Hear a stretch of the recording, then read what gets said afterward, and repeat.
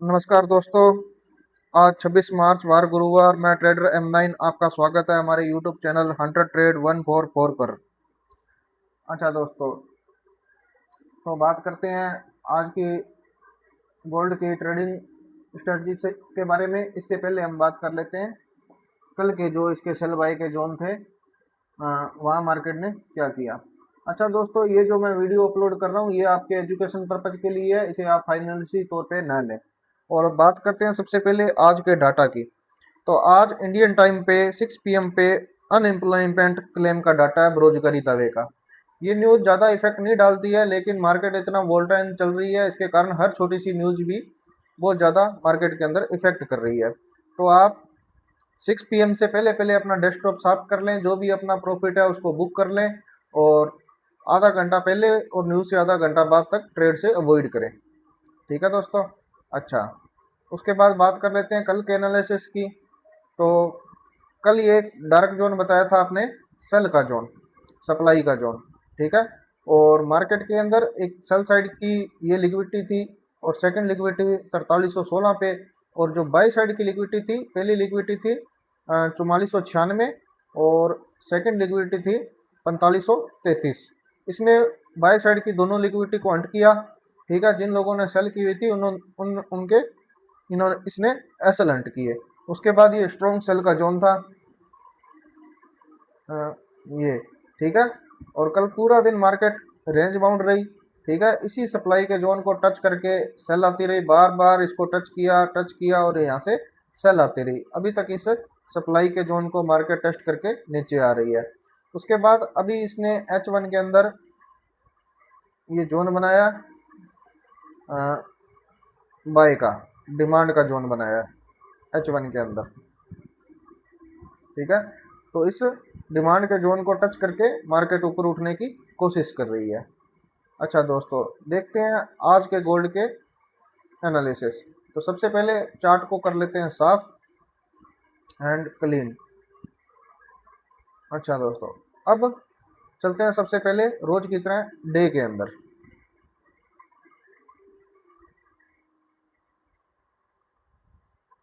अच्छा दोस्तों, डे के अंदर रोज की तरह हम प्रीवियस डे की कैंडल का हाई और लो मार्क करेंगे। ये मैंने इसका हाई और लो मार्क कर लिया। अच्छा दोस्तों, ये है बाय साइड की लिक्विडिटी डे की, इसको अपने कर लेते हैं यहाँ से लो, और इस पे आप लिख भी सकते हो। ठीक है।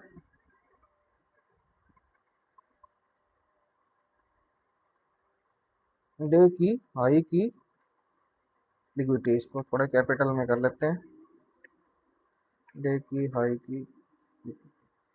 अच्छा, और ये अपने डे की लो की लिक्विडिटी, इसको भी मार्क कर लेते हैं, लिख लेते हैं।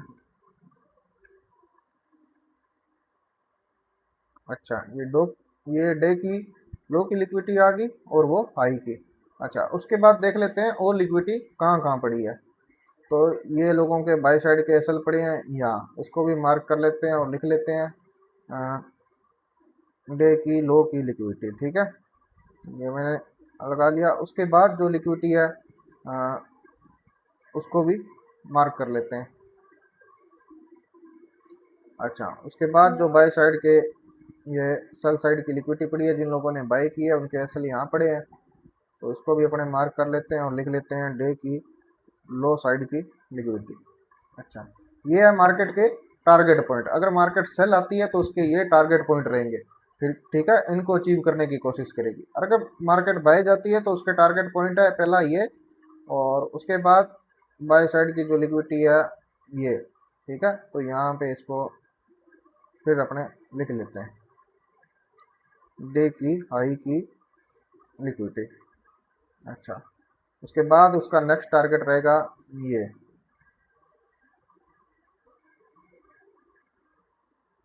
डे की। अच्छा दोस्तों, अगर मार्केट बाय साइड में निकलती है तो उसके ये टारगेट है, और सेल साइड में निकलती है तो उसके ये टारगेट है। बात करते हैं आज की गोल्ड की ट्रेडिंग स्ट्रेटजी की। सबसे पहले अपने चलते हैं डे में, अपने लगाना है इसका पिवट पॉइंट। अच्छा दोस्तों, ये मैंने इसका बीच का पिवट पॉइंट लगा दिया। अच्छा, जब तक मार्केट इस पिवट पॉइंट से बिलो है, नीचे है तब तक मार्केट के सेल में रहने के चांस हैं, और जब मार्केट इस पिवट पॉइंट से अप चली जाती है तो फिर इसके बुलिश होने के चांस हैं। प्रीवियस पॉइंट को अपने कलर कर लेते हैं ब्लू। अच्छा, अब चलते हैं H4 में। अब देखते हैं H4 में इसने आज क्या बनाया। H4 के अंदर इसने एक डिमांड का एरिया ये बनाया है इंगल्फिंग सेल। ठीक है, सेल का एरिया बनाया सप्लाई का, इसका रेड कलर कर लेते हैं। मार्केट ने इस सप्लाई के एरिया को टेस्ट करके यहाँ से अच्छी खासी नीचे आई, अच्छा प्रॉफिट दिया इस सप्लाई के एरिया ने। यहाँ से मार्केट लगभग इसको टेस्ट करने के बाद 230 पिप की इसने सेल साइड में मूव की। अच्छा, बाय के एरिया की बात करें तो बाय में ये एक इंगल्फिंग बाय बनाई है, बाय का एरिया है, उसके अंदर ये RDRB भी पड़ा है, तो यहाँ पे स्ट्रॉन्ग एक बाइंग एरिया मिल रहा है H4 से एक स्ट्रॉन्ग डिमांड का एरिया हमको मिल रहा है। अच्छा दोस्तों, उसके बाद अपने बात करते हैं यहाँ ये बाय फेल, ठीक है, और डिमांड से सप्लाई में कन्वर्ट किया हुआ एरिया था सप्लाई का, जिसको मार्केट ने टेस्ट किया और यहाँ से अच्छी खासी नीचे आई। इसके बाद अगेन जो H4 से सप्लाई का एरिया है वो ये है। ठीक है दोस्तों, अब बात करते हैं H1 की।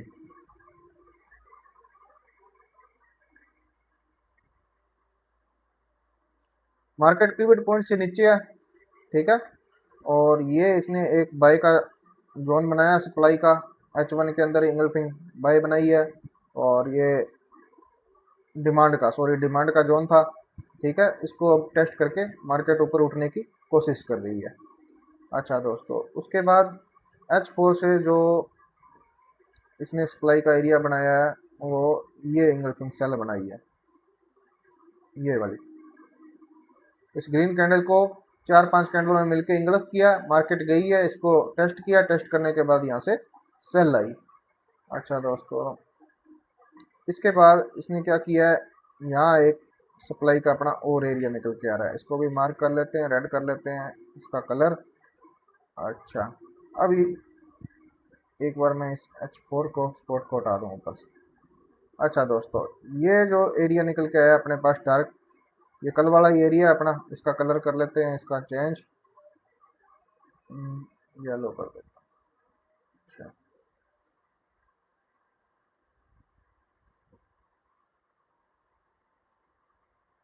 अच्छा दोस्तों, अब ये एरिया है सप्लाई का। ठीक है, मार्केट जब तक इस एरिया में जाती है, आपको कंफर्मेशन मिले सेल, तो आप इस एरिया से सेल कर सकते हैं। यहाँ से अपने को सेल साइड की अच्छी मूव देखने को मिल सकती है। अगर मार्केट इस एरिया को करती है ब्रेक, ठीक है, जाके इस एरिया को करती है अप साइड में ब्रेक, तो रिटेस्ट पे हम बाई की एंट्री लेंगे और ये जो लिक्विडिटी है इसको करेंगे टारगेट।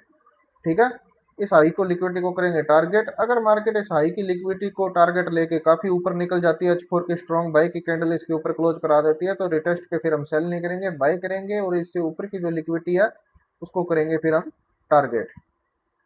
ठीक है दोस्तों, अगर इस पिवट पॉइंट को ब्रेक करके मार्केट आती है नीचे, यहाँ नीचे, अब इस पॉइंट को करती है ब्रेक, ठीक है, जो ये बाय का जोन है, तो ये बन जाएगा किसका, सप्लाई का जोन। फिर यहाँ से रिटेस्ट पे करेंगे सेल और इस लिक्विडिटी को करेंगे हम टारगेट। ठीक है दोस्तों, ये थी आज की गोल्ड की ट्रेडिंग स्ट्रेटजी, और इसी तरीके से बने रहें, और आप हमारे यूट्यूब चैनल को सब्सक्राइब और लाइक ज़रूर करते रहें। ठीक है, और मार्केट के अंदर सबसे ज़्यादा क्या ज़रूरी है, आपको पता होना चाहिए लिक्विडिटी क्या, जिन्होंने सेल बाय किया है उनके एसएल। ठीक है, जब आपको पता चल जाए भी सेल बाय जिन लोगों ने किया है उनके एसएल आपके यहाँ पड़े हैं, तो आपकी आधी गोल्ड ट्रेडिंग स्ट्रेटजी आपकी आसान हो जाएगी गोल्ड में काम करना। ठीक है, किसी पेयर में भी आप काम करो, पहले आप वहाँ की लिक्विडिटी को फाइंड करो, भाई लिक्विडिटी कहाँ पड़ी है। ठीक है, लिक्विडिटी फाइंड करने का मैंने आपको आसान तरीका सिखाया है, डे से कैसे लिक्विडिटी के हाई लो को मार्क करके अपने उसकी लिक्विडिटी फाइंड कर सकते हैं, और किस तरीके से पिवट पॉइंट से हम ये जान सकते हैं भी मार्केट का ट्रेंड आज किस साइड में रहेगा। पिवट पॉइंट से मार्केट बिलो है, नीचे है, तो मार्केट के ज़्यादा चांस सेल में रहने के होते हैं, और पिवट पॉइंट से मार्केट अगर ऊपर होती है तो उसका चांस ज़्यादा अप में रहने के होते हैं। ठीक है दोस्तों, मिलते हैं नेक्स्ट वीडियो में। धन्यवाद।